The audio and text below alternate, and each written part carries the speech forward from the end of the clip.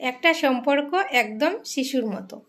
একটা শিশুকে যেভাবে আমরা লালন পালন করি, ঠিক সেইভাবে একটা সম্পর্ককেও লালন পালন করতে হয়। কারণ কিছু কিছু সম্পর্ক আছে বিধাতার সৃষ্টি। এই সম্পর্কগুলির কিন্তু দায়িত্ব নেওয়া হচ্ছে সম্পর্কের দুজন মানুষের। এই দুজন মানুষে যদি যত্ন করে, তো সেই সম্পর্কগুলি কিন্তু খুব সুন্দর হয়, সারা জীবন সেই সম্পর্কগুলি টিকে থাকে। ভগবান আমাদেরকে যেভাবে ভাগ্য দিয়েছেন, কিন্তু কর্ম আমাদেরকে নিজে করতে বলেছেন, ঠিক সেইভাবেই ভগবান আমাদের সবার সম্পর্কগুলিকে বানিয়ে রেখেছেন, কিন্তু সেই সম্পর্কগুলিকে যত্ন করে রাখার দায়িত্ব কিন্তু আমাদেরকে দিয়েছেন।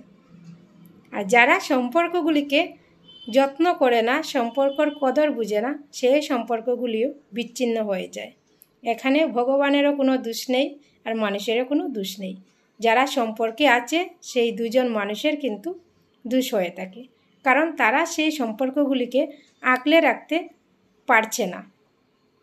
একজনের যদি 70% দোষ হয়ে থাকে, আরেকজনের কিন্তু 30% দোষ হয়ে থাকে।